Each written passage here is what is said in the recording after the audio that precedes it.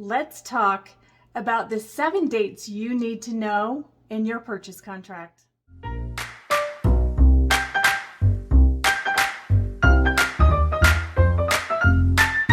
I'm Melody Moser with NextHome Navigator, and today we're going to get right to those 7 important dates that you need to know in your purchase contract.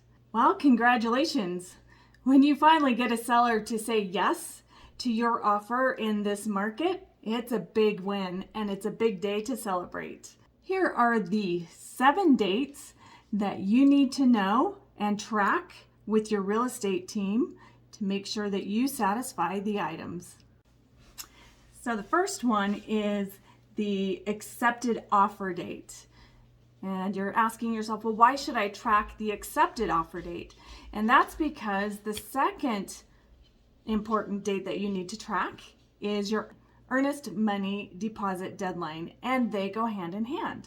In Utah, your earnest money deposit must be deposited within 4 calendar days of your accepted offer date. Check with your real estate professional to find out how to get that earnest money deposited on time. If you're purchasing new construction or out of Utah, then check your contract because this date may be different. The third deadline that you want to put into your calendar is a seller disclosure deadline. It's the seller's responsibility to disclose the material facts of the property, and they do this through a checklist of items. The first one would be the seller property condition disclosure that they filled out and signed. They need to show you the lead-based paint disclosure if it was built before 1978, title commitment, restrictive covenants of the subdivision, HOA information, and that includes the budget, minutes, financials, and the rules and regs of the subdivision or the HOA. They also need to disclose long-term leases, short-term leases, so Airbnbs. They need to share with you the property management agreements if applicable, water rights or shares, written notice of claims relating to environmental issues, building code, or zoning violations. And if the seller falls under the FIRPTA, which is Foreign Investment in Real Estate Tax Act from 1980, if they fall under that, they need to disclose to you that they are indeed foreign investors. When you receive this information, please sign it immediately. That doesn't indicate that you accept all of the information in the documents. It just simply means that you've received it. So go ahead and sign that immediately. Okay, number 4. Important deadline that you need to put into your calendar and track with your real estate professional is the due diligence deadline. Now, after you receive the seller disclosures, because remember you signed that you received it, you now have the opportunity to look at all of that information, analyze it, and decide if you would like to do further investigations on anything that was in the seller's disclosures. You also have the opportunity to do any inspections that you wish, whether it's just a simple home inspection, a radon test, lead-based paint test, a meth test, any information that you would like on your home, you'll go ahead and get those inspections completed and analyzed. We live in a world of caveat emptor, or let the buyer beware. What that means is simply that you are buying a property in as-is condition.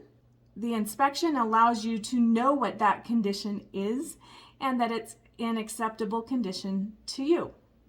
If large issues come to light during the inspection period, you have the right to ask the seller to repair or compensate you for those repair items or issues. Or you can get out of the contract immediately, walk away, and get your earnest money back. Now, the seller can make repairs, but they don't have to. If they decide not to, then you, again, have the right to take your earnest money, walk away, and go find another property. Okay, let's talk financing.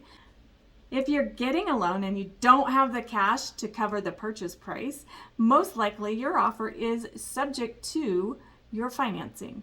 And what that basically means in a nutshell is that if for some reason your loan fails, then you don't have to move forward and legally buy the property.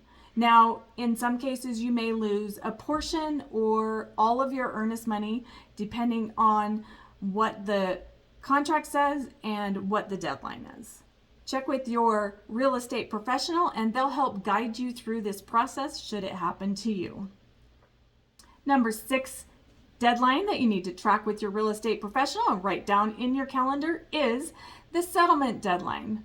Now, let's be honest, this is the deadline that you're looking forward to the most because it basically signals that you're at the end and that you have the loan in place, the appraisal's gone well, the inspections have gone well, everything is perfect. And there are a couple of things that are tied to the settlement deadline that I would like you to know. First of all, settlement and closing are 2 different things. Settlement happens when you go to the title company and you sign all of your closing documents. That's settlement. And that's also the day that all of them, you take in your down payment and all of the numbers are reconciled and prorated. So it basically is that final day. Now I'm going to say it that way because closing is actually when things are legally transferred. And closing happens about 24 to 48 hours after you sign the documents at the title company. Unless, of course, you have a really good lender, and then sometimes it could be the same day. But in Utah, typically we're 24 to 48 hours. The next thing that is tied to the settlement deadline is number 7, your possession. Obviously, this is the exciting day. This is when you actually have keys in your hands and the house is legally yours. And you still got to know exactly when the seller is going to be out and when you can move, right? Well, we negotiate the possession at the very beginning, and unless things come up during the escrow period, you'll go ahead and look at the contract and see whether it's upon recording 24, 48, 72 hours after closing. Now remember, it's not when you sign the papers at the title company. The clock starts to tick when it's closed or recorded at the courthouse. And your real estate person or title people, they'll be in touch with you and tell you exactly when that is. Remember, moving is really stressful for both you and the seller. Both of you have a lot of plans trying to make things coordinate so that you can make this move as smooth as possible. But just so you know, it's not always smooth. Have a plan B, just in case the seller isn't quite ready at the exact moment you're ready to move. Oh, okay, one more thing. I just want to note this here. Remember, in the contract, the seller does not have to spick and span the property. It is broom clean and free of debris, which basically means they can go vacuum and kind of wipe out the cupboards as they leave. They don't have to wipe everything down as if, they don't have to wash the walls for sure. They don't have to have the carpets cleaned. They don't have to really deep clean the house before you take over. So one of the things that we recommend is that cushion time could be used for you to clean the house before you move in. Okay, just as a reminder, this is all conversation around real estate purchase contracts in the state of Utah. If you are purchasing new construction in Utah or anywhere, or outside of Utah, please ask your real estate professional. Part of their job at getting you from contract to keys is to track these deadlines and make sure that you are legally safe and that your earnest money is safe. Give us a like if you found this information helpful. Comment if you have a question. Tune in for more real estate resources, virtual tours, and Utah favorites. And contact us when you're ready to navigate to your next home.